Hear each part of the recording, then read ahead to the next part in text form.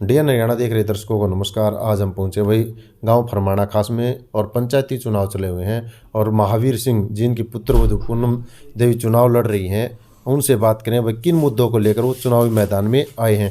जी नमस्कार जी महावीर जी। नमस्कार जी। महावीर जी, किन मुद्दों को लेकर आप चुनाव मैदान में आए? चुनाव मैदान में मैं गांव फरमाना की मूलभूत समस्याओं को लेके आया हूं और विशेषकर युवा पीढ़ी जो हमारी नशे की तरफ बढ़ रही थी या क्राइम की तरफ जा रही थी, उन्हें सही रास्ता दिखाने के लिए उन्हें खेलों के लिए प्रेरित किया गया है, उन्हें शिक्षा के लिए आगे बढ़ाने का काम किया गया है। और युवा पीढ़ी अगर शिक्षित होगी या खेलों की तरफ आगे बढ़ेगी तो गांव का विकास भी होना तय है। इसके अलावा गांव के किस तरह के विकास आपके द्वारा किए जाएंगे? देखिए, गांव के अंदर फरमाना गांव एक बड़ी पंचायत है जी जी। और यहाँ पर कई अलग अलग पाने हैं, उनमें अनेकों समस्याएं खड़ी हैं। विशेषकर गंदे पानी की जो निकासी की समस्या है वो एक बड़ी समस्या है जी। और साथ साथ पीने के पानी की भी हमारे लिए काफ़ी गंभीर समस्या है। जी जी। अभी बहुत सारा एरिया ऐसा है कि ज़रा सी बारिश होने पर पूरे गांव के अंदर घरों के अंदर तक पानी चला जा है। जी जी। और मैं बिल्कुल ये इस बात समझता हूं कि पिछली पंचायतें अगर ये ध्यान देती कि पानी की निकासी की कहीं व्यवस्था कर दी जाती तो शायद ये समस्या ना रहती। जी महावीर जी, जैसा आपने बताया कि समस्याएं काफ़ी हैं आपके गांव में, अंत में आप हमारे चैनल के माध्यम से मतदाताओं से क्या अपील करेंगे? मैं अपील करना चाहूँगा कि फरमाना गांव के किसी भी पाने की अनदेखी नहीं करी जाएगी। जी जी। पूरे गांव के हर एक इलाके का हर एक पाने का बराबर उन्हें जो कार्य हैं, उनकी जो समस्याएं हैं, उनको समाधान किया जाएगा। हर पाने वाइज वहाँ के बुद्धिजीवी वर्ग को, सामाजिक विचारधारा के लोगों का एक संगठन बना के पाना वाइज उनकी समस्याओं को जानने की कोशिश करी जाएगी और उन समस्याओं का समाधान करने की कोशिश करेंगे। यदि फरमाना गांव के वोटर ये चाहते हैं, अगर वो पूनम सहारण को नारियल के पेड़ पर मोहर लगाकर सरपंच बनाते हैं तो पूरे गांव को एक ही नज़र से देखा जाएगा और सारी की सारी मूलभूत समस्याओं को समाधान करने का कोशिश करी जाएगी। जी जी। महावीर जी, युवाओं के लिए क्या संदेश है? गांव में युवा आजकल जो नशे की तरफ जा रहा है, उसके लिए क्या करेंगे आप?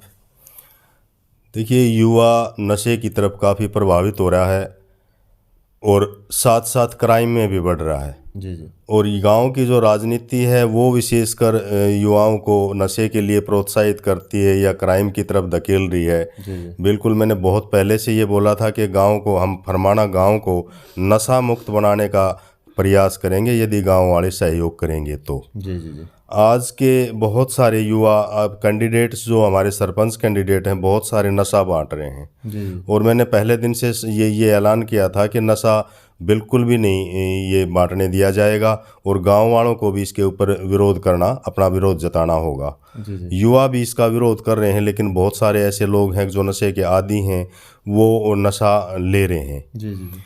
तो अब मैं गांव वालों से कहना चाहूँगा कि जो आज सरपंच उम्मीदवार या दूसरे किसी पद का उम्मीदवार आपके बच्चों के लिए नशा बांट रहा है, आने वाले समय में आपको वो क्या देगा? जी जी जी। जो नशे का जो कारोबार है वो फले फूलेगा, उससे यही लोग आने वाले समय में नशे का कारोबार करेंगे और जो बच्चे आज स्कूल में जाने वाले हैं नए नए, वो भी इस नशे का शिकार हो रहे हैं। आने वाले समय में वो चोरियां करेंगे, उनके पास कोई इनकम का साधन नहीं होगा तो कई गलत रास्ते पर जाएंगे। तो अपने युवाओं को, अपनी भविष्य को, अपनी युवा पीढ़ी को बचाने के लिए इन लोगों का जो नशा बांटते हैं, इनका कहीं ना कहीं आपको विरोध करना चाहिए।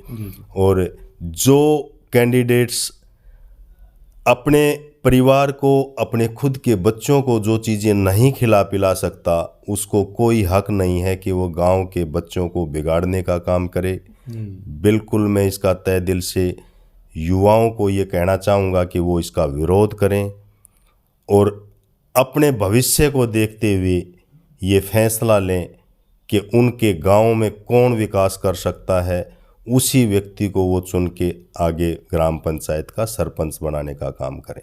ये देखिए कितनी खास शानदार बात की गई है महावीर सिंह के द्वारा।